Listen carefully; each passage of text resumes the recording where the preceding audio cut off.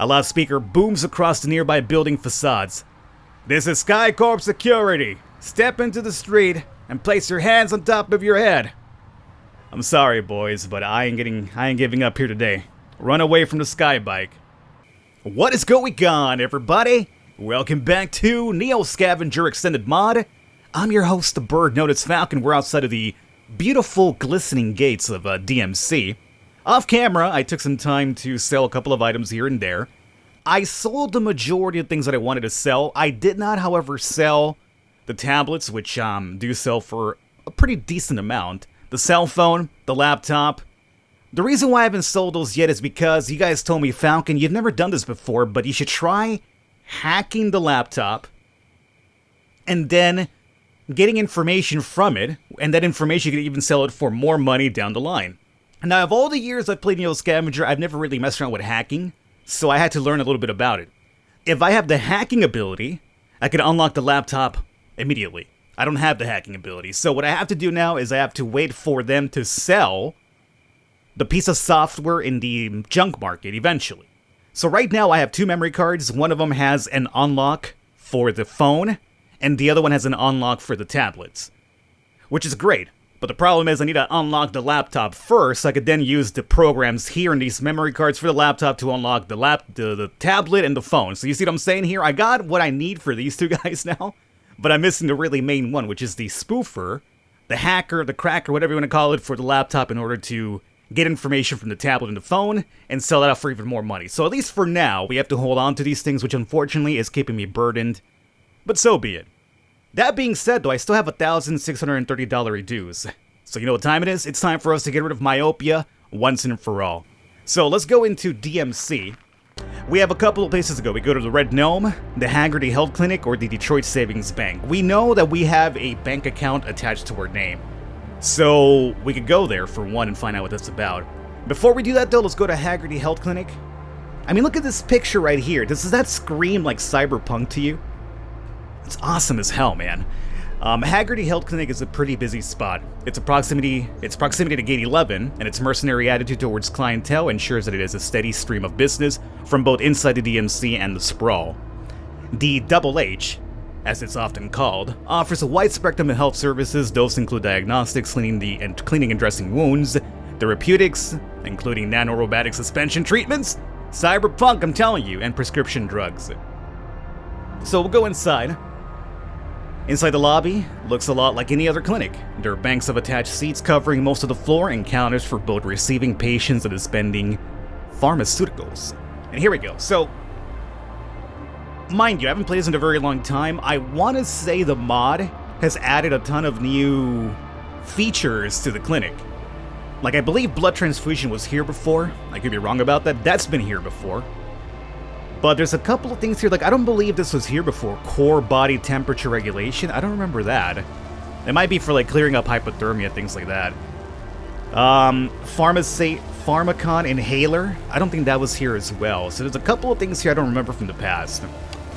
That being said, we're not here for any of that. We're gonna go upstairs into the augmentation procedures and the prosthetics.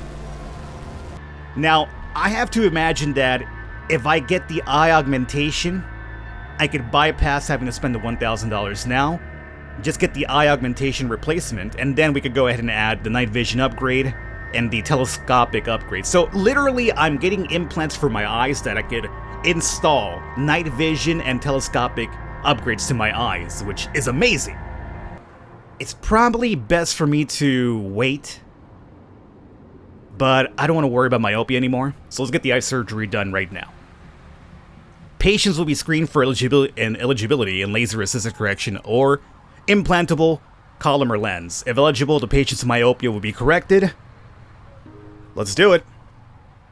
After screening you for existing factors in eligibility, your vision is assessed by computer and you're guided to an operating room. The procedure is quick and done in under local anesthesia. Within an hour, you are back on your feet. You're told that you may experience some dryness in your eyes or mild pain, but the healing period is only a remarkable 1 or 2 days. Finish, you make your way to the attendant to retrieve your belongings. No more myopia, boyos. Of course, it cost me $1,000, which, maybe I should have waited, but you know what? I wanted to make a DMC and get something accomplished, and one of my things that I accomplished today was myopia no longer an issue, so that's gone. There's a couple of other services here, but we'll hold off on that because I'm gonna now save what little money I have left over and try to build myself up to 5,600 for those upgrades. The other upgrades, by the way, were for thicker skin and toughness, so I could carry more, which would be good. The strength upgrade to carry more would be amazing because obviously I don't have strength as one of my skills, so I get burdened very easily, which slows down our movement, but what can you do? So, with that done, let's go over to the Red Gnome. I don't remember much about the Red Gnome. The Red Gnome is an exception in an already exceptional city. Real soul food, real meat. Okay. This just might be a store who sells food. So, let's see. Pushing through the stainless steel door, a rush of warm, greasy air fills your nose, replacing the damp coolness from outside. Your stomach irps almost instantly in anticipation of whatever you smell on the grill. Either way, we're not hungry, so that's fine. I just wanted to see what's in here. So this is going to be for food alone? Wasn't there like something else you could do here? Am I wrong about this? Oh yeah, here we go. We have the Concrete Forest Apartments. And is that really it? I thought there was like a legit store here. Well, let's go to the Savings Bank. Now here at the Savings Bank, if I'm correct, if you mess this up, there's going to be an event where some sort of drone chases you and possibly kills you, and the entire city wants to arrest you and they could ban you from the city forever. I gotta make sure that doesn't happen here, because otherwise, all this work for nothing.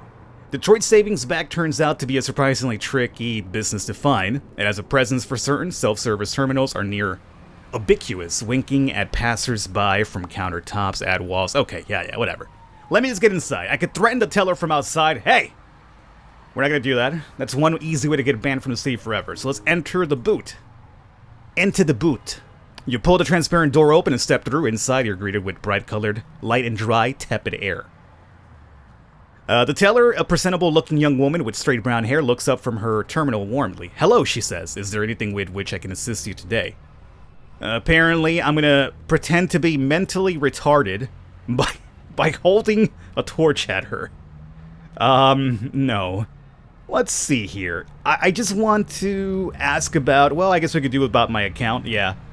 I don't think that acting like I'm not all there is the best thing to do, perhaps. So, let's go ahead and just ask about the Gaige's cryo facility account. You begin explaining your situation, starting with the cryo facility, your amnesia, and the clues you follow to reach this point. She feigns interest as you tell your tale, but at the first opportunity, she interjects. I'm sorry, Mr. Kindred, but do you hold an account with us? I think so. You consider answering, but she continues. Or perhaps you have some form of identification. Oh. Wait for the teller to return and log in. Several minutes later, the teller walks back up to the booth and unlocks the door. She spreads a few personal effects on her desk and draws the keyboard near. Watch the teller log in. Luckily, we do have a telescope, so we could probably see exactly what her login is, so... Haha! At least we had one of the tools needed. When the login screen appears, the teller rattles off some keystrokes and it's almost too quick to discern. However, you think you have it down to a couple possible permutations. It should be few enough to try manually without a lockout. Now to get your mitts on that keyboard. There's probably a way to get inside without necessarily causing a commotion. But... you know what? Let's not do it just yet. Let's go to the, leave the bank. Let's go over to the apartments first. And maybe there's something I could do to trigger a better result over here. Because if I threaten her, the entire season will be after me. And I don't want that, I don't think, right? Arriving at the Concrete Forest Apartments, you immediately see the resemblance. Towering structures stand out at regular intervals like giant artificial trees, crisscrossing laundry lines, staring lights, and Contra Code balcony modifications complete the illusion. I love the pictures they use for this game, man, so much. You step into the block and start looking around. So I could go to the canteen truck, check out the... oh, this is where the store is at, I see. I knew there was a store here. Let me check out the crowd first. Anything of value here? Not really. Maybe I should go talk to Mad Hatter before I do... I don't think he's Mad Hatter. He's just Hatter. I don't think he's crazy, that I know of anyway. Should I talk to that guy before I go in there and make something crazy happen here? Well, let's go outside and talk to Hatter first. He's right over here, allegedly. Hatter, before I become public enemy number 1, talk to me here, man. Do you have any work for me? You step off a familiar lift, and Hatter turns and looks at you, finishing his conversation. Private call with a client, boys. Hatter says to his hired guns, "Don't worry, if this one kills me, your pensions are nil either way." He circles behind his desk, and when the guards shut the doors behind him, he says, "We have to talk." Some people have reached out to me, some very powerful, very dangerous people who made it abundantly clear that I'm to tread lightly like this, hence the privacy. I can't tell you too many details, not until I know you're taking it on. What I can tell you is that it pays well. Frankly, given the compensation package, you may never need for a thing again. The catch is, well, as you might imagine, this is no cakewalk. The target is well protected and you're expected to infiltrate rather than assault. Otherwise, I'd be having this conversation with a merc company. And of course, your discretion is implied in the price. I should tell you, risks being what they are, I can only offer this to you once. Can I count on you? I have no idea what the hell he's talking about. This does not ring a bell to me at all. Let's ask who the client is first, though. Hatter scratches his head. I wish I could be more forthcoming. I have no doubt that they're motivated with the financing to match. I wholly expect they'll pay upon delivery. Let's just say there's a group out there who doesn't get a lot of credit. Paranoid Luddites seeing monsters in the shadows where they aren't any, and the like, fearing something coming. My client, they may be the feared thing, as real as you and me. So are you interested? Not really, I'm actually worried about this, but okay. Hatter seems more stressed and relieved. I was afraid you'd say that. But for the record, I chose for a reason. Resourcefulness is a valued trait these days. From the reigning mess in his office, he takes an atlas near fallen apart and pages to a map of Michigan. Up here, he says, circling on an area in the far north. There's a military base, Camp Grayling. It used to be called before the National Guard abandoned it. But don't get your hopes up. It's said they left behind a state-of-the-art security system, all unmanned of course, just machines without masters who, as far as I know, had let no trespass to live, ever. I have heard a rumor. Maybe I read it? Anyway, I seem to remember hearing some protesters got around the defenses back in the day. It was something embarrassingly low-tech too. I'll be damned if I can remember what, though. You might rummage through some old newspapers to see if you could find that story. It'd beat getting chewed up by whatever they're got running up there. But, mind over matter, right? He takes out a small device from his pocket. Your job, besides infiltration, is to plant this right into the base's intelligence mainframe. The software will do the rest, I'm told. Where the mainframe is, however, remains unclear, but the databanks they used in those days were huge. Look for the biggest building and expect the doorway to be unobvious. The most important thing, do not insert the bug without finding an ID badge on site first. The barracks might be a decent bet for that. Once the bug is in place, all you have to do is make your way back here and, well, we'll begin Operation Easy Leaving, so to speak.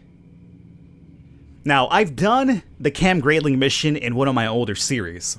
Maybe the last one I ever did before I started up again. I think, anyway.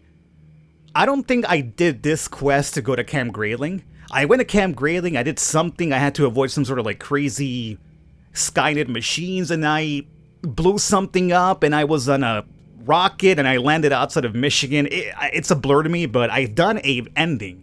It was one of the endings of the game, mind you. But I don't think it was tied to this mission. I think I did it on another mission, and that was a different ending. So I'm not sure where this one goes, if it's like, you know, tied to the ending that I did or not. Because this is unfamiliar. I don't think I did this before to do this ending last time. So what are these people after, or done?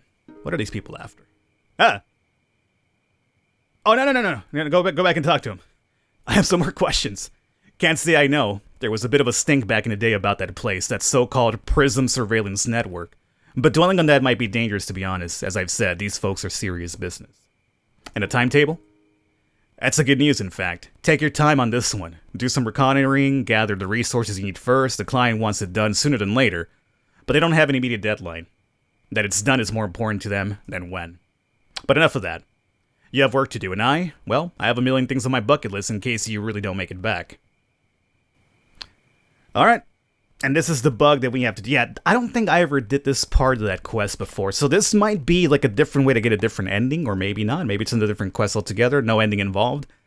I don't remember ever putting this inside of that mainframe that he's talking about for the ending that I got, though. So, alright, we have that. Unfortunately, it didn't give you any information about the bank thing. So, now we have to go back and unfortunately maybe piss off the entire DMC. So, let's end turn. I'm going to go back in there. Screw delicacy, let's get this done. You step into the boot and stride towards the teller, purposefully. She's visibly surprised at your brazenness and stammers. Hello, sir, can I help you? You march around the desk and tell her to get lost, staring at her as she scrambles to get away from you. She steps outside and hurries away, rummaging through her purse. She's calling the cops. You've got access to the computer now, but not much time. The threatening of a bank employee is sure to be high on the police priority list. Yeah, no kidding. Search a terminal. You find a query tool and locate the account ID field, recalling the ID from the cryo computer, your key and the digits, and hit enter. You hazard a look outside, and bystanders have started rubbernecking. On screen, a turning hourglass seems to mock you as the faint sound of sirens echoing off skyscrapers grow louder. Oh, wait for the search results. Search results finally appear, and you click on the lone entry. McAllen Kale. Concrete Forest Apartments. Okay, so he lives around here, whoever this person is. Huh. Well, it probably explains why your cryo visit came to such an abrupt stop. So, 3935 Tower 48, concrete apartment, okay. Now here we go, boys. We got that information, but now if I don't make the right choices here, I could wind up dead if I don't have the certain skills, whatever it is, so let's hope that I make the right choice because it's been a very long time. Sirens blare suddenly in the streets in a high, warbling burst. Blue and red strobes light up the area as fan jets scatter moisture and debris around. A loudspeaker booms across the nearby building facades. This is SkyCorp Security. Step into the street and place your hands on top of your head. I'm sorry, boys, but I ain't giving up here today. Run away from the sky bike. You steel your nerves and bolt veeringly left immediately. A flash of red emits from the sky bike's undercarriage and your body is painted in a flickering cross-hatch pattern. You hear a beep followed by a loud pow. Something slams into you and you stagger a few steps as muscles clench near the impact. My armor was barely affected. I was shot. Instead of collapsing, though, you emit a long, tearing scream and resume barreling ahead. What bystanders had accumulated suddenly flip out and start running in panic as you full tilt in Hulk mode across the street. The sky bike winds up and starts pursuit. They're chasing me and they've made it clear they want to kill me. Dodging down a side street, you hear the engines whirring behind you enter a steady crescendo. It was an impressive feat, but this chase is going to be over pretty quick if that thing tags you again. So here we go. There's a right choice somewhere in here, and there's a couple that'll just be a game over. Merge with the crowd, duck into a building, use other ground and hover traffic as cover, duck into an alley. I'd be lying to you if I told you I knew what the answer was. Alrighty guys, so I'm gonna do a little bit of cutting away from that other footage and going into this here, which is a continuation of that video. Essentially, I looked into what I had to do. It was either try to guess and possibly fail, or just look up what to do so the series continues to go. So instead, I went back and looked it up. Apparently, you know, instead of going in there and threatening the woman, you had to go in there and act like you were actually mentally disabled. I went in there and I waved a can in her face and she was like, "Oh, aren't you sweet, honey?" And I was able to make a deposit and I got the information for the tower building down below here. So I went through the entire gimmick of like having to run away from the cops and everything. All I had to do was just walk in there and act like I was mentally disabled. So there you go. Let's go into the Concrete Forest Apartments now and hopefully find this fella that we're supposed to find here. So head towards Tower 48. Judging by the signage, Tower 48 is a few rows south of here. You strike off in that direction, weaving your way through the complex network of buildings, people, and detritus. A lot of words in this game that I don't really use in my normal day-to-day life. Deep in the center of the block, you find number 48. The thing is easily 40 stories high, and like all the towers here, has an X-shaped cross-section. So we could use the intercom, wait for somebody to use the door, trapping to jam the main door, look for another way in, or leave the Concrete Forest Apartments. Let's see about using the intercom first. In a move beyond all reckoning, you forgo fancy security hacks, brute force, and all other illegal entry attempts and decide to just use the doorbell. There's a list of names and room numbers on the wall, but you doubt anyone's updated it in years. Same entries are blank, or some entries are blank, blacked out, or have disparaging graffiti next to them. A click interrupts the tone, and there's a pause. Hello? Not much to go on. Sounds like a kid answering the door while his parents are out. Is this K.O. McAllen? Yeah. Well, this is him.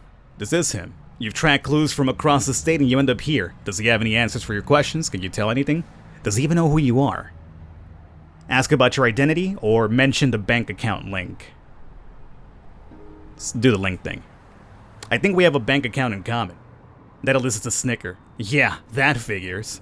You know, thank you, Mr. Kindred. Something's clicked inside him. You have no idea. No, really. Thank you. You're well? He interrupts you. All these years I had to wonder. My dad. God, do you have any idea? I mean, do you have any idea how messed up things were? This isn't going well. No, it's good that you showed up. It's good, because now I know you're just an a-hole. He takes the time to sound that out to the last bit. Why my father, huh? Why'd you have to pick him? Why not some other loser in the deep web? Your little drama. He's losing it. Why are you even still alive? Why couldn't you just, disappear? Like your a-hole friend up in Grayling. Whoa, that's news. Grayling? We have a mission there from Homeboy too, by the way. Actually, he's suddenly driven. Actually, yeah, you know what? He's moving. It sounds like he's across the room. It's unintelligible over the city, but he comes back. Exactly what you need. You hear that? You hear that? Huh? There's some beeping. Sounds like he's dialing. Another pause. Yeah, K.O. McAllen. Police. Uh-oh. There's a man outside my apartment building. Now, was there another option there? Should I have not done the accounting? Well, actually, no.